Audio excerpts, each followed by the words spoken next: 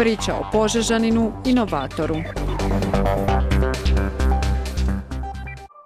Požežanin Nikola Radmirović na izložbi inovacija Budi uzor Innova 2017. održanoj nedavno u Osijeku osvojio je za svoj rad jedinstveni suvenir Hrvatsko srce, čak 2 prestižne nagrade, zlatnu medalju za suvenir cijele Hrvatske te priznanje najbolja inovacija u turizmu.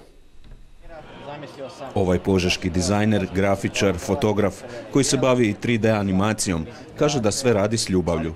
Upravo je ljubav prema Požegi, Zlatnoj dolini i Hrvatskoj bila polazište ideje Hrvatske kockice, koja je na prestižnom sajmu s 500 izlagača iz 15 zemalja jugoistočne Europe osvojila prvo mjesto.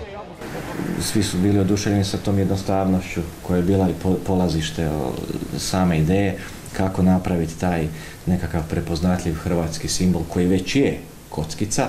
Međutim, uvijek nekako nesretno kad ih se postavi previše, čak malo idu u dozu kiča, kad ih se stavi premalo, onda su nejasne. Ja sam to složio kroz jednu priču srca ljubavi.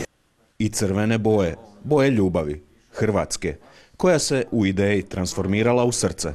Nadovezalo se da taj, recimo, logotip, ta vizuala koja bi se mogla koristiti turistički u brošurama i turističkim zajednicama, imala je potrebu u svojoj nekakvoj toj trodimenzionalnoj formi imati nekakav stalak da bi mogla stajati.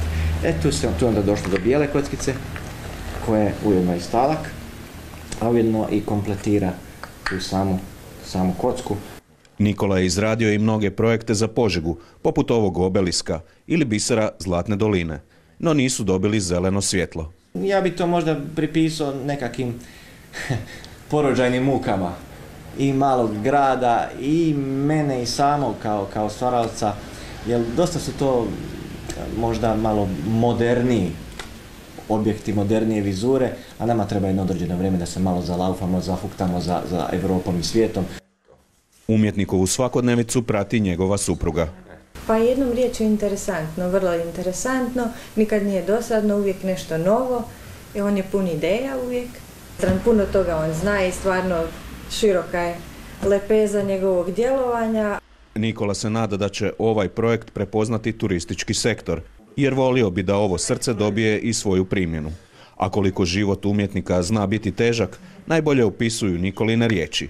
Jedino gladan umjetnik može nacrtati prekrasan kruh.